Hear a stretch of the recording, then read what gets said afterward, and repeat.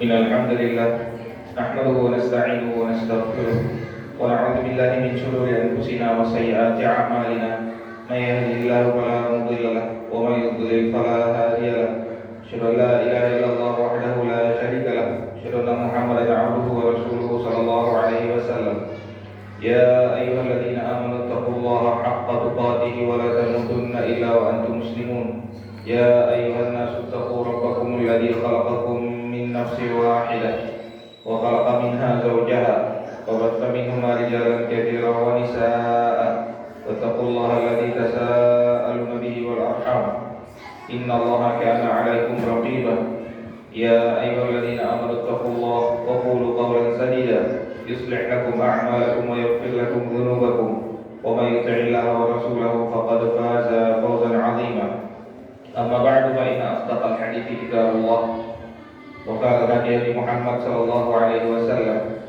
وشر الأمور محدثاتها فإن كل محدثة بدعة وكل بدعة ضلالة وكل ضلالة في النار.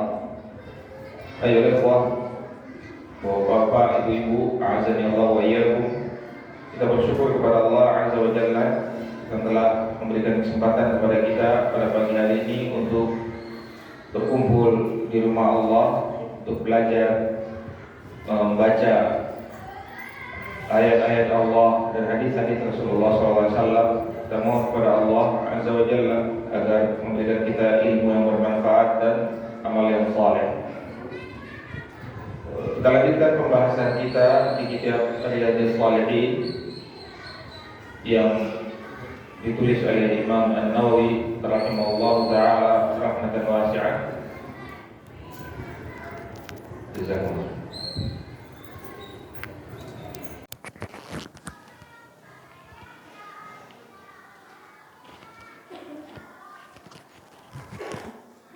Telah sampai pembahasan kita di kitab Riyadhus Shalihin min kalami sayyidil mursalin pada bab sabar, hadis yang ke-44. An Anas radhiyallahu anhu qala kana ibnun li Abi Talhah yashtaki radhiyallahu anhu. Anak dari Abu Talhah sakit. Anaknya sakit.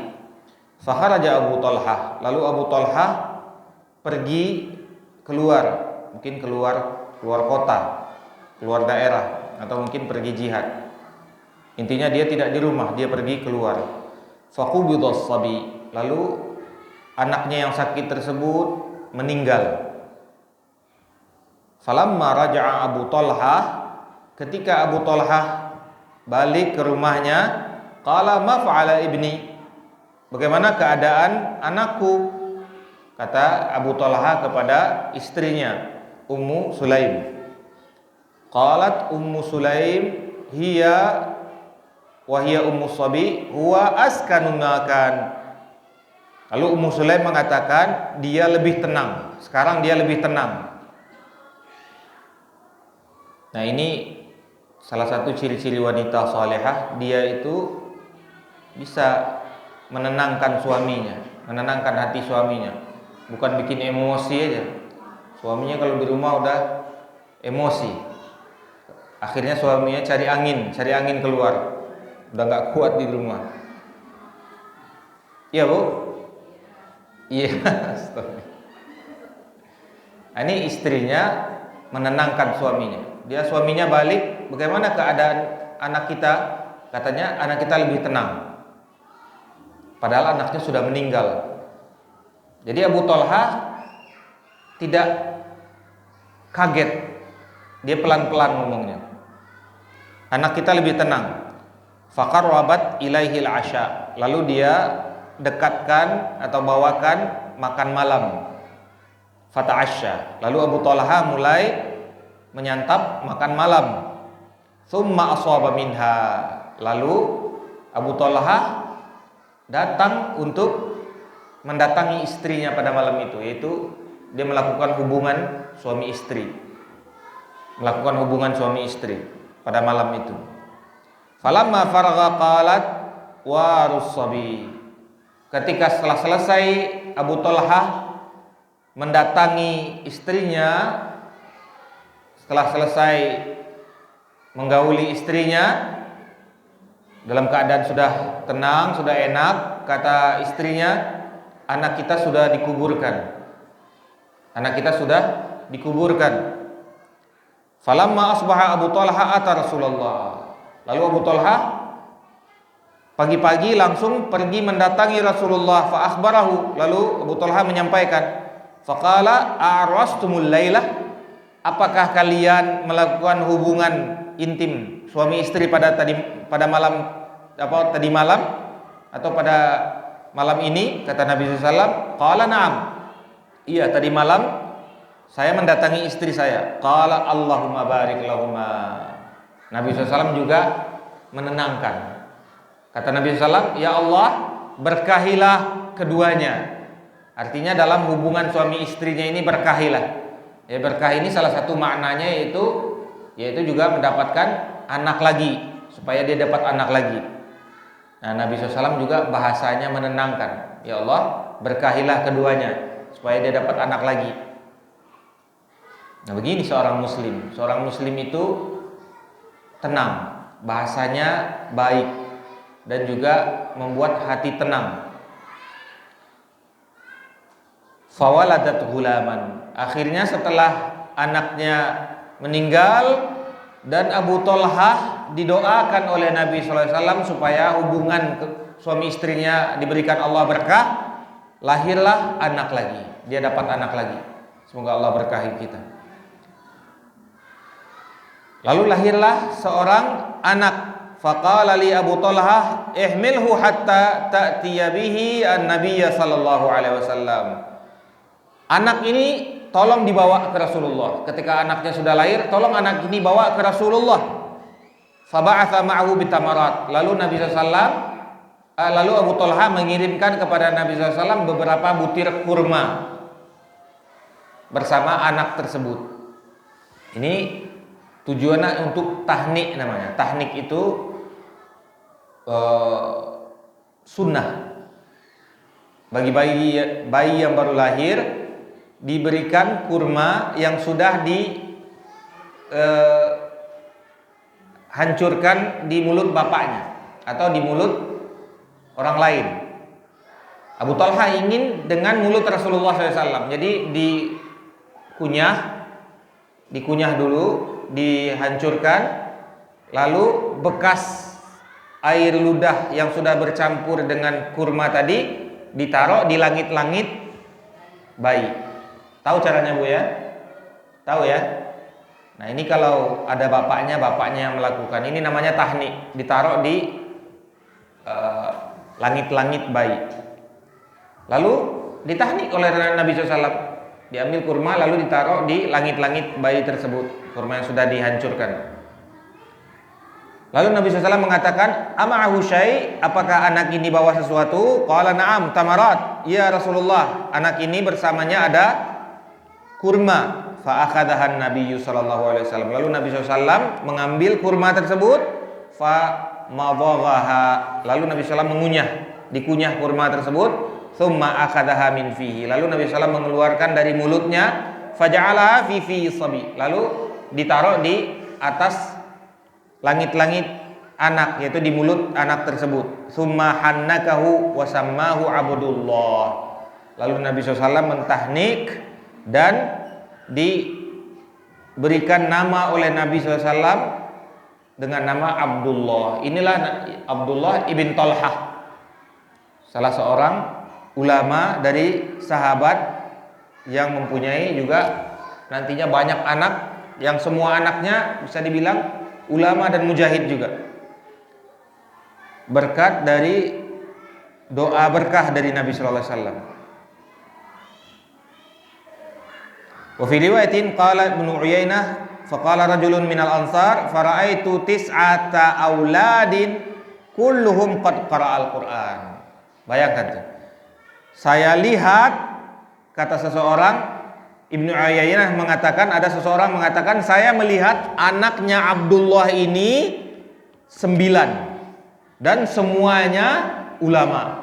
Qara Al-Quran ini maksudnya ulama. Semuanya adalah orang-orang yang menguasai Al-Quran, maksudnya semuanya ulama.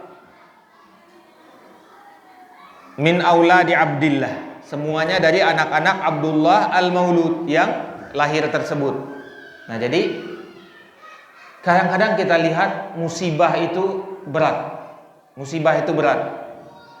Tapi bisa jadi Allah punya rencana lain. Apalagi bagi orang yang beriman harus berprasangka baik kepada Allah. Kita harus berprasangka baik kepada Allah. Bisa jadi Allah punya rencana lain. Anak yang satu meninggal tadi belum tentu seperti Abdullah ini. Lalu diganti oleh Allah SWT anak yang lain, yaitu Abdullah ini, dan dia mempunyai keturunan yang soleh. Keturunannya 9, para ulama semuanya. Kalau anak yang sakit-sakit tersebut, kalau anak tersebut masih hidup, kalau sakit-sakit bisa jadi juga menyulitkan orang tuanya. Dan masa depannya juga belum tahu bagaimana masa depannya. Allah lebih tahu mana yang terbaik buat kita. Kalau Allah SWT memilihkan hal tersebut, maka kewajiban kita ridho dengan takdir Allah SWT. Allah pasti ingin kebaikan untuk hambanya. Kita sudah beriman kepada Allah saja, itu sudah bukti bahwasanya Allah ingin kebaikan kepada kita. Seperti kata Imam Syafi'i, kalaulah Allah tidak ingin kebaikan kepadaku, kenapa Allah izinkan aku untuk beriman? Ini artinya, kalaulah bukan karena Allah SWT ingin kebaikan, kenapa Allah berikan aku iman? Ini adalah iman, ini tanda kebaikan. Makanya kita harus berprasangka baik kepada Allah. Iman ini saja sudah tanda Allah ingin kebaikan kepada kita. Dan apa yang terjadi kepada kita setelah kita beriman kepada Allah, itu insya Allah semuanya kebaikan semuanya. Sebagaimana sebagaimana sabda Nabi SAW, ajaban li amri mu'min, kullu amrin lahu khair. Sangat mengherankan perkara orang beriman, semua keadaannya baik semua. Nggak ada yang nggak baik. Orang beriman itu baik semua. Selama dia sudah beriman, apa yang terjadi itu semuanya baik. In asabahu sarra syakar fahuwa khairun lah. Kalau dia dapat nikmat, dia bersyukur, tanda kebaikan. In asabahu darra sabar fahuwa khairun lah. Kalau dia mendapat musibah, dia sabar, itu juga tanda kebaikan. Akan dapat kebaikan dia karena dia sabar menjalani cobaan. Dan Allah akan ganti. Allah akan ganti dengan yang lebih baik. Tidaklah ada yang diambil oleh Allah SWT dari orang yang beriman, dari nikmat atau kebaikan yang diambil, melainkan Allah ingin mengganti dengan yang lebih baik. Allah ingin mengganti dengan yang lebih baik. Wa fi riwayatin li Muslimin mata ibnun li Abi Talha min Ummi Sulaim. Dari riwayat hadis Muslim dikatakan bahwasanya ketika meninggal anak Abu Talha dari Ummu Sulaim, qalat li ahliha la tuhadditsu Abu Talha. Ummu Sulaim mengatakan kepada keluarganya yang di rumah, jangan kalian sampaikan sesuatu kepada Abu Talha. Bibnihi hatta akuna ana uhadditsu. Jangan satupun dari kalian menyampaikan atau mengatakan apa-apa kepada Abu Talha sampai aku yang menyampaikan. Biar aku yang sampaikan. Nah, ini bentuk penjagaannya seorang istri kepada hati suaminya. Dia jaga hati suaminya, jangan sampai salah-salah ngomong. Ngomongnya baik-baik, pelan-pelan. Ngomongnya dengan bahasa yang tepat, dengan waktu yang tepat. Jangan salah-salah ngomong. Nah, subhanallah, ini sangat bijaksana sekali Ummu Sulaim ini. Faja'a faqarrabat ilaihi asya'an fa'akala wa syariba. Lalu datang Abu Talha, lalu dia mulai didatangkan makanan dan minuman, lalu dia makan malam. Tsumma tasanna'at lahu ahsana ma kanat tasanna'u qabla dzalik. Lalu mulailah Ummu Talha berdandan, berhias, mempercantik dirinya supaya menyenangkan Abu Talha. Nah, ibu begini nggak bu nih pada suami? Harus begini, kita harus pintar menyenangkan hati suami. Harus pandai kita bagaimana supaya suami kita ini hatinya tenang. Karena istri ini bentuk atau salah satu ketenangan bagi suami.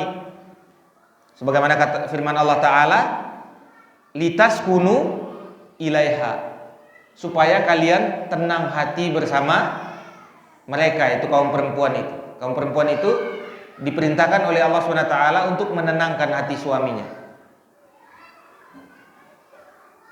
Tasanna'u fa waqa'a biha, lalu Abu Talha datang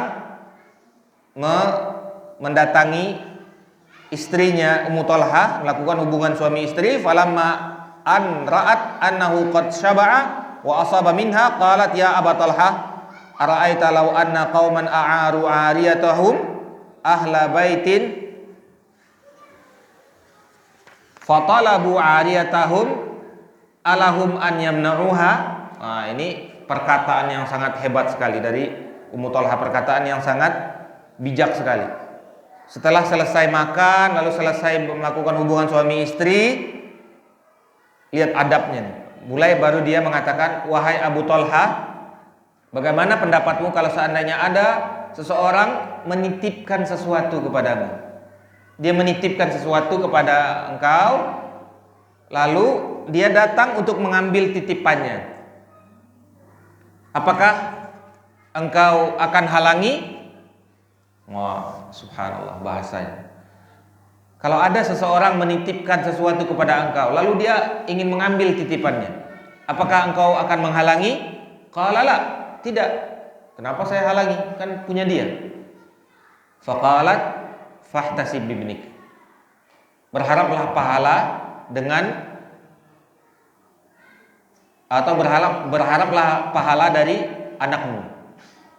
Maksudnya berharaplah pahala dari anakmu, anakmu sudah tidak ada. Berharaplah pahala dari Allah dari kehilangan anakmu. Qala faghadiba, mulai marah Abu Talha. Thumma qala taraktini hatta idza talattakhtu thumma akhbartini bibni. Kamu diam-diam saja dari tadi, kata Abu Talha. Kamu enggak kasih tahu dari tadi. Kamu diam-diam saja dari tadi. Kamu suruh saya makan, kamu suruh saya mendatangi kamu. Lalu setelah saya setelah berlalu waktu segitu baru sekarang kamu kasih tahu, kata Abu Talha. Abu Talha juga tidak senang, marah. Kenapa tidak dari tadi? Ini namanya wajar, manusiawi, dia kaget. Anaknya meninggal kaget. Kok diam-diam saja? Baru sekarang kamu kasih tahu.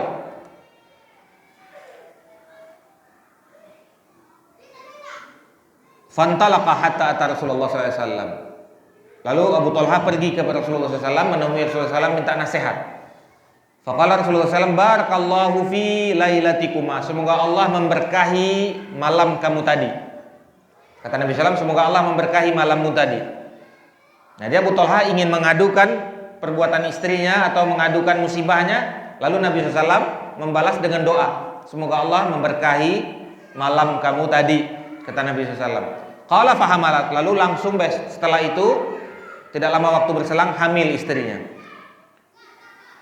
Wa kana Rasulullah SAW fi safarin wa hiya ma'ahu, diganti oleh Allah SWT.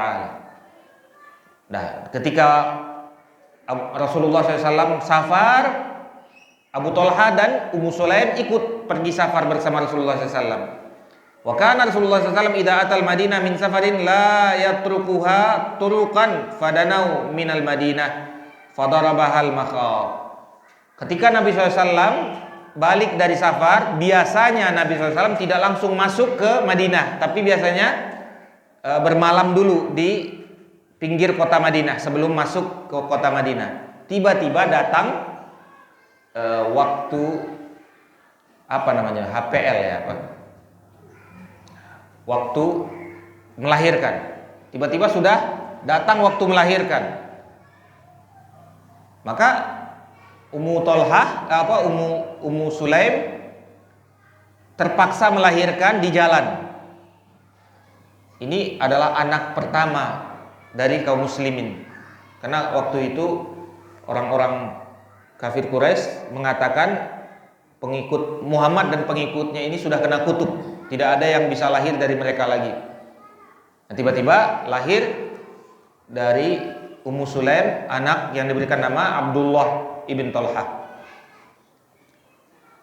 Fahtabasa 'alaiha Abu Talha wa antalaqa Rasulullah sallallahu alaihi wasallam qala wa yaqulu Abu Talha innaka la ta'lamu ya rabbi inna annahu yu'jibuni an akhruja ma'a Rasulillah sallallahu alaihi wasallam idza kharaja wa adkhula ma'ahu idza dakhala wa qad ihtabastu bima tara taqulu Ummu Sulaim ya Abu Talha ma ajidul ladzi kuntu ajid intaliq fantalaqna fadarabahal makhat hina qadima wa waladat gulaman faqalat li ummi ya Anas la yurdi'uhu ahadun hatta taghduwa bihi ala Rasulillah sallallahu alaihi wasallam.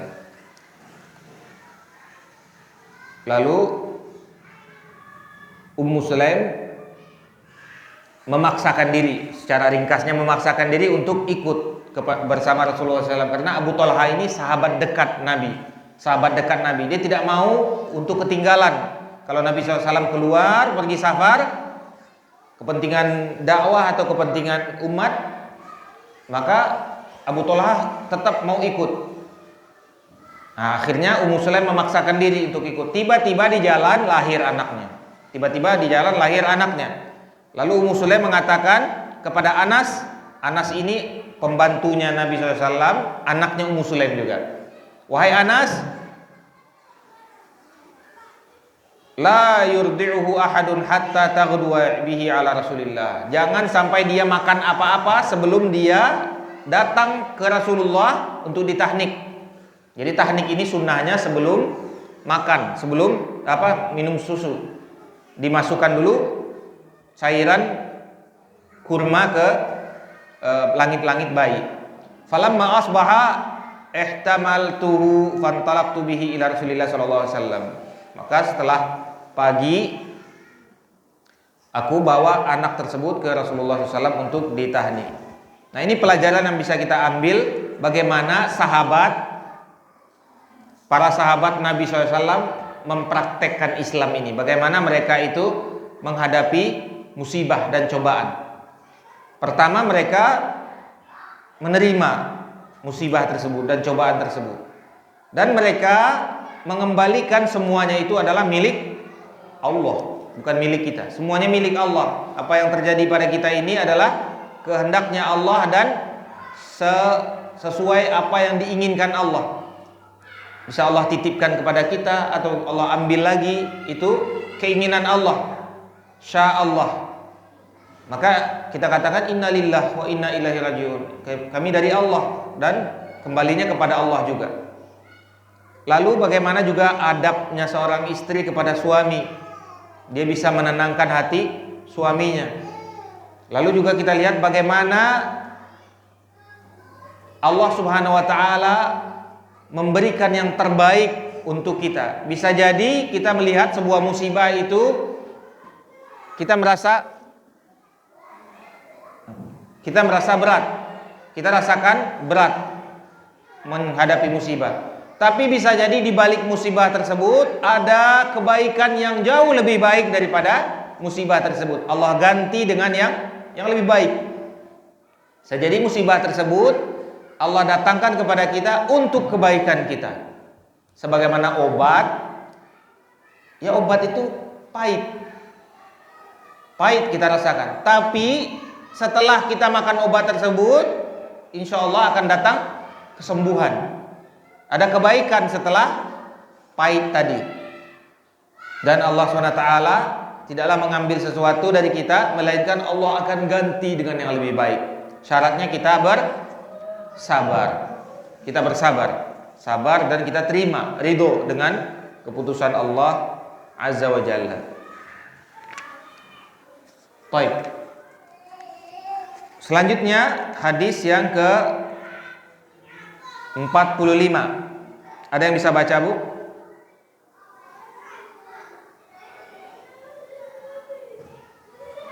Ada yang bisa baca?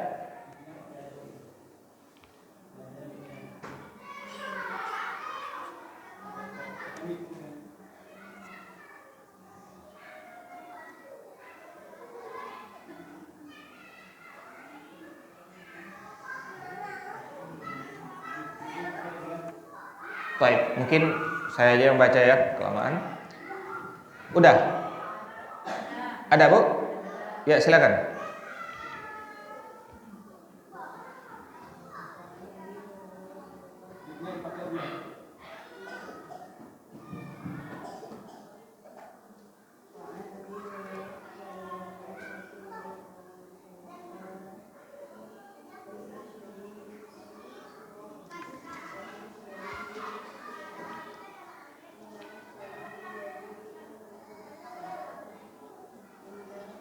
Indal ghadab. An Abi Hurairah radhiyallahu anhu anna Rasulullah sallallahu alaihi wasallam qala laisa syadidu bis-sur'ah innamas syadidu alladhi yamliku nafsahu indal ghadab. Muttafaqun alaih. Dari Abi Hurairah radhiyallahu anhu Rasulullah sallallahu alaihi wasallam bersabda, bukanlah orang yang kuat itu adalah orang yang kuat ketika dia berantem, berkelahi. Orang kuat itu bukan kuat berkelahi. Yang kuat itu atau orang yang pemberani itu bukanlah ketika dia kuat berkelahi, tapi orang yang kuat menahan dirinya ketika emosi. Ketika dia marah, dia kuat menahan dirinya. Ini adalah kekuatan yang sebenarnya. Nah, jadi ibu-ibu, kalau bapak-bapaknya lagi marah, ini hadis ini tolong dibaca ibu. Bapak pemberani ya Pak? Iya, orang pemberani ini maksudnya Pak. Siapa yang orang yang pemberani kata Nabi SAW? Orang yang mampu menahan dirinya ketika marah. Jadi Bapak harus jadi seorang yang pemberani, orang kuat. Nah, tapi ibu-ibunya jangan marah juga. Ibu-ibu biasanya kalau bapaknya marah dilarang, tapi kalau ibu-ibunya marah nggak apa-apa. Ini nggak boleh. Harus sama-sama. Sama-sama kita menjauhi marah ini, karena marah ini kebanyakannya dari syaitan, Bu. Syaitan. Betapa banyak kejadian yang terjadi akhirnya orang menyesal karena kejadian itu tersebut datang karena marah. Istrinya ditampar lah, habis itu menyesal. Anaknya ditendang lah, habis itu menyesal. Ibunya minta talak lah misalnya, habis itu menyesal. Biasanya perbuatan-perbuatan yang dilakukan ketika emosi ini biasanya setelah emosinya hilang akan terjadi penyesalan. Maka kata Nabi SAW, orang yang kuat itu, orang yang pemberani itu, orang yang kesatria itu, siapa orang yang kuat itu? Orang yang mampu menahan dirinya ketika marah. Dia bisa menahan emosinya.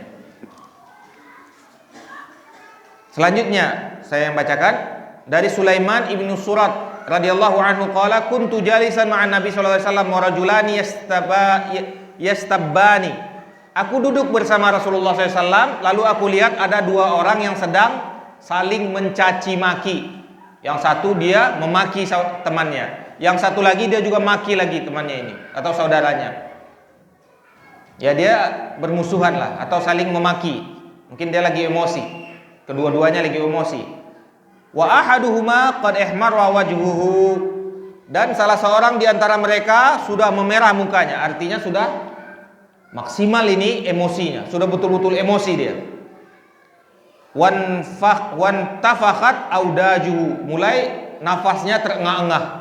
Wah, biasanya orang emosi nafasnya sesak. Bu-ibu pernah sesak nafas, Bu? Berarti sering emosi berarti. Ya? Kalau sering sesak napas ini sering emosi biasanya. Karena orang yang lagi emosi ini nafasnya sesak. Iya nggak, Bu? Tahu berarti. Sering ya berarti, Bu ya? Sering apa, Bu? Kadang-kadang ya, Bu ya. Ya tidak boleh, karena ini juga membawa penyakit. Penyakit itu salah satunya datang karena ketidakstabilan jantung. Jantungnya itu berdetak kencang, nggak stabil. Karena emosi. Biasanya orang yang gampang emosi ini umurnya pendek. Ya nggak, Bu? Tiba-tiba sakit jantung kadang-kadang. Tiba-tiba serangan jantung. Nauzubillah min dzalik. Walaupun umur di tangan Allah, tapi biasanya orang emosi ini ya gampang kena penyakit. Orang yang gampang emosi ini gampang terkena penyakit, gampang kena serangan jantung. Nauzubillah min dzalik. Nah, kata Nabi SAW, ketika melihat orang tersebut sudah memerah wajahnya, mukanya sudah merah dan nafasnya sudah terengah-engah, inni la a'lamu kalimatan law qalaha la dhahaba anhu ma yajid. Aku tahu, kata Nabi SAW, sebuah kalimat, kalau kalimat ini dia baca, akan hilang semua yang dia rasakan. Akan hilang muka merahnya, akan hilang emosionalnya, akan hilang nafasnya yang terengah-engah, sesak nafasnya akan hilang. Apa itu kalimat tersebut? Kalimat tersebut adalah a'udzubillahi minasyaitonir rajim. A'udzubillahi minasyaitonir rajim. Dhahaba anhu ma yajid. Kalau dia baca ini akan hilang semua yang dia rasakan. Artinya apa? Emosi tersebut dari syaitan. Emosi tersebut dari setan. Enggak ada malaikat emosi, enggak ada. Enggak ada para nabi emosi. Nabi SAW marahnya hanya karena Allah. Kalau Allah dihina baru marah Nabi SAW. Kalau Allah diingkari baru Nabi SAW marah. Tapi untuk kehidupan sehari-hari Nabi SAW tidak marah. Tidak ada Nabi SAW marah di kehidupan sehari-harinya. Faqalu lahu inna Nabi sallallahu alaihi wasallam qala ta'awwadz billah minasyaitonir rajim. Lalu dikatakan kepada orang tersebut, mintalah perlindungan kepada Allah, baca a'udzubillahi minasyaitonir rajim.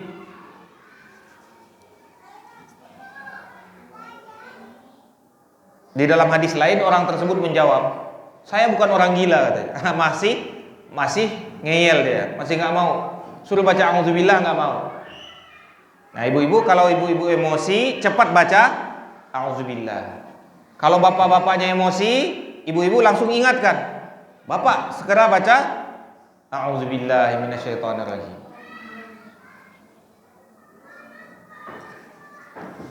Jangan kalau mau emosi baca a'udzubillah. Anak ini a'udzubillah, anak ini. Astagfirullah, ini anak ini. Itu namanya emosi diniatkan. Maksudnya kalau emosi itu sudah datang baru baca ini. Bukan diniatkan baca ini, mau emosi lalu dibaca ini. Tidak. Tahu nggak bedanya, Bu? Nah, jangan dibaca ini untuk marah. Auzubillah, ini anak. Astagfirullah, ini anak. Jangan. Tapi ketika kita emosi baru baca ini supaya hilang syaitannya. Wallahu ta'ala a'lam. Jadi dapat kita ambil pelajaran pada pertemuan kali ini, bagaimana para sahabat dan Rasulullah SAW itu menahan emosionalnya dan juga menahan dirinya, baik dalam ketika tertimpa musibah bagaimana mereka menahan dirinya, ketika mereka merasakan kesulitan bagaimana menahan dirinya, ketika mereka ada khilaf perselisihan bagaimana mereka menahan dirinya. Dan inilah yang akan kita rasakan selalu di dunia ini. Bapak-bapak, ibu-ibu, kalau sudah berumur pasti sudah merasakan bagaimana kadang-kadang kita memang harus menahan diri kita. Makin kita menahan diri kita, makin ridho Allah Subhanahu wa taala. Karena jangan kira kita beriman kepada Allah, kita akan dibiarkan saja begitu saja oleh Allah SWT. Tidak, kita akan diuji emosional kita, diuji perasaan kita, diuji kita dengan musibah-musibah. Sebagaimana firman Allah, ahasiban nasu ayyutraku ayyaqulu amanna wahum la yuftanun. Apakah mereka menyangka mereka akan dibiarkan begitu saja beriman, lalu mereka tidak kami uji? Walaqad fatanna alladziina min qablihim. Sungguh telah kami uji orang sebelum mereka.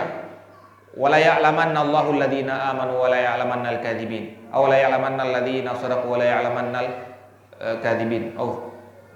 Lalu Allah akan tahu dari ujian tersebut, Allah akan perlihatkan siapa yang betul-betul jujur dan siapa yang betul-betul jujur dan siapa yang berbohong dalam keimanannya.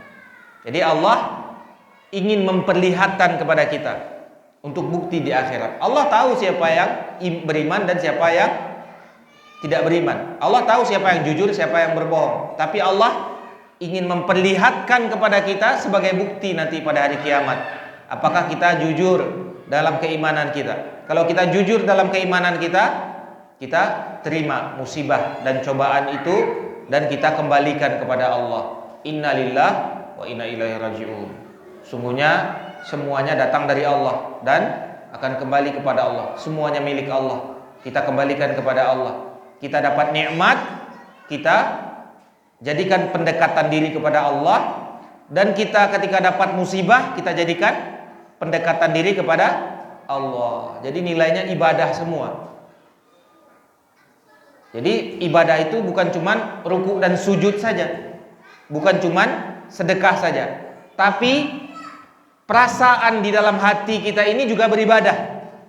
Perasaan kita rasa syukur, perasaan kita rasa kita bersabar, perasaan kita mengetahui bahwasanya semuanya milik Allah, kita sadar semuanya milik Allah. Itu semuanya dihitung pahala. Dihitung pahala. Allah tahu apa yang kita rasakan di dalam hati kita. Semuanya dihitung pahala oleh Allah SWT. Wallahu ta'ala alam. Kita mohon kepada Allah SWT agar kita termasuk orang-orang yang bersyukur ketika mendapatkan nikmat, dan termasuk orang-orang yang bersabar ketika mendapatkan cobaan, dan termasuk orang-orang yang beristighfar dan minta ampun ketika jatuh kepada dosa dan maksiat. Dan semoga Allah jauhkan kita dari dosa dan maksiat. Wallahu ta'ala alam. Dan kalau ada pertanyaan mungkin silakan sebelum kita akhiri. Satu atau dua. Silakan Bu.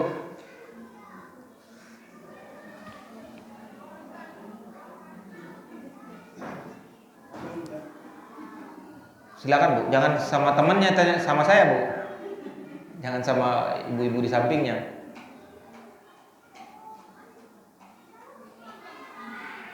Silakan.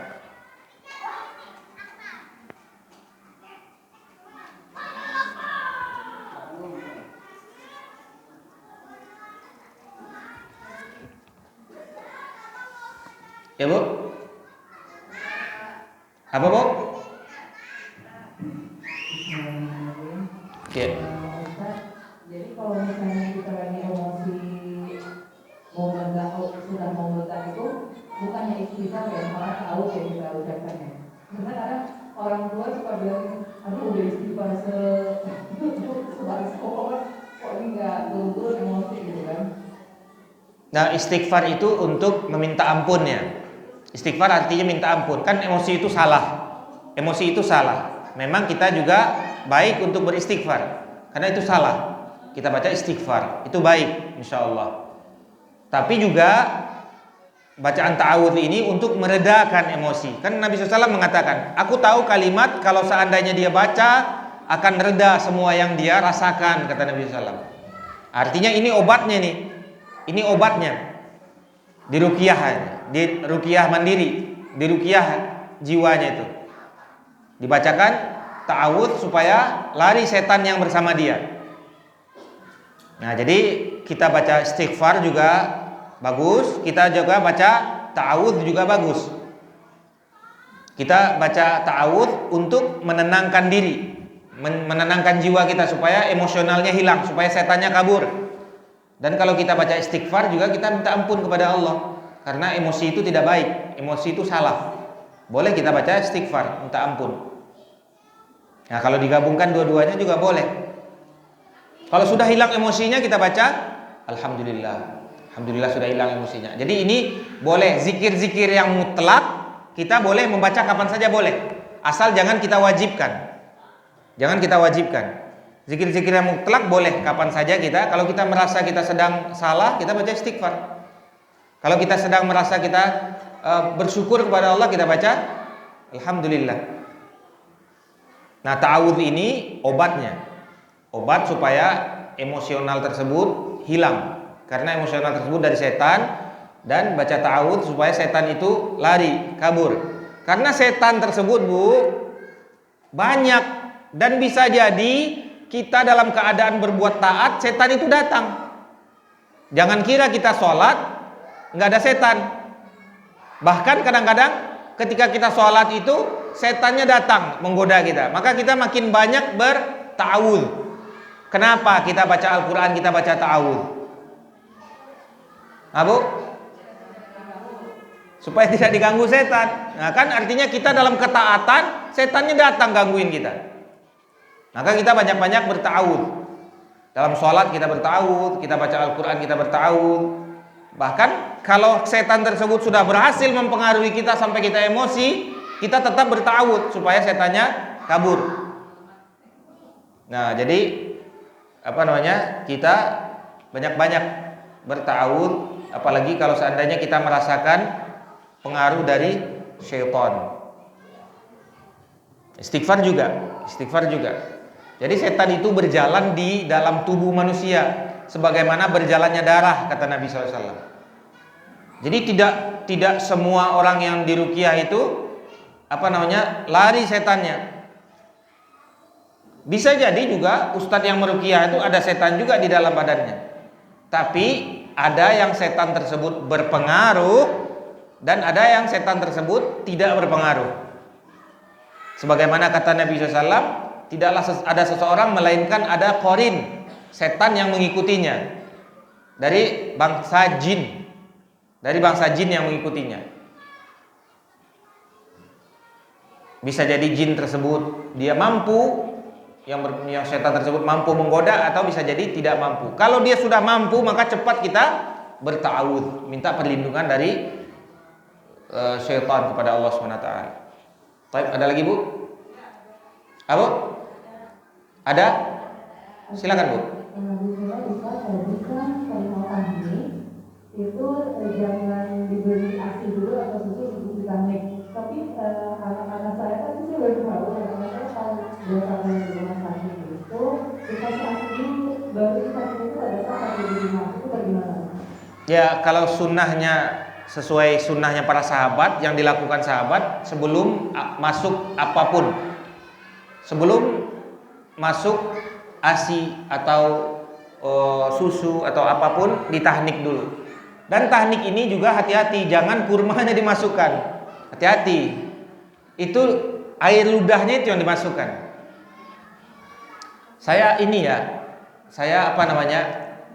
Orang-orang kadang-kadang kita lihat, wallahu ta'ala alam ya, kalau saya lihat ya, sebagian orang yang punya binatang peliharaan, ini bukan menyamakan dengan binatang ya, tapi sebagian orang yang terlihat yang saya ketahui, dia punya binatang peliharaan, biasanya ke dalam makanannya itu dimasukkan air ludahnya dikit, supaya binatang tersebut dekat dengan dia. Ya nggak Bu? Jadi supaya misalnya orang punya kucing, nanti di makanan kucing itu kasih air ludahnya dikit, supaya kucing itu dekat dengan dia, supaya lengket dengan dia. Orang punya, naudzubillah ya, orang punya anjing, punya kucing, punya peliharaan. Wallahu ta'ala bisa jadi mungkin ibrahnya air ludah itu nantinya akan membuat dia dekat dengan ini, kasih sayangnya dengan keluarganya atau apa. Yang mana juga Ummu Sulaim meminta supaya Rasulullah yang mentahnik, memasukkan air ludah Nabi SAW yang sudah bercampur dengan kurma. Tapi itu kan ibrah yang kita lihat di lapangan ya. Tapi selain daripada itu, atau jauh lebih besar daripada itu adalah sunnah Nabi SAW ditahnik itu. Yang sebaiknya mentahnik itu bapaknya. Nah yang ditahnik itu bukan kurmanya yang dimasukkan. Jadi kurmanya itu dikunyah sampai bercampur dengan air ludah. Jadi sudah seperti air dia. Jangan kurma gede dimasukin, nanti tercekek bayinya.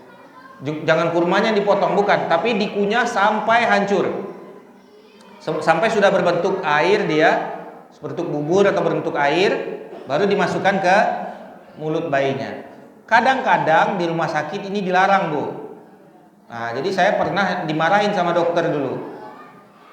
Iya Bu ya, saya pernah dimarahin sama dokter dulu. Saya tahnik anak saya, siapa yang ngasih ini? Siapa yang masukin kurma?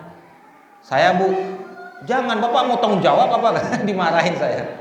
Ya Allah, ini dari 1400 tahun yang lalu orang sudah begini, nggak ada apa-apa kok. Baru hari ini dimarahin orang di rumah sakit ini.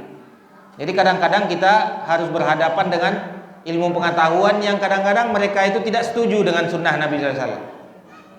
Jadi saya setelah itu saya pengalaman, habis itu saya mentahnik anak saya lihat-lihat dulu dokter. Kalau dokternya nggak tahu baru saya tahnik. Wallahu ta'ala alam. Kita cukupkan sampai di sini Bu ya. Semoga Allah SWT berikan kita ilmu yang bermanfaat dan amal yang soleh, dan semoga Allah SWT berikan kita petunjuk untuk bisa bersyukur dan bersabar dan banyak-banyak beristighfar kepada Allah SWT. Wallahu ta'ala alam. Subhanakallahumma bihamdik, asyhadu an la ilaha illa anta astaghfiruka wa atubu ilaik. Assalamualaikum warahmatullahi wabarakatuh. Jazakumullah khair. Langsung jalan ya. Sebentar.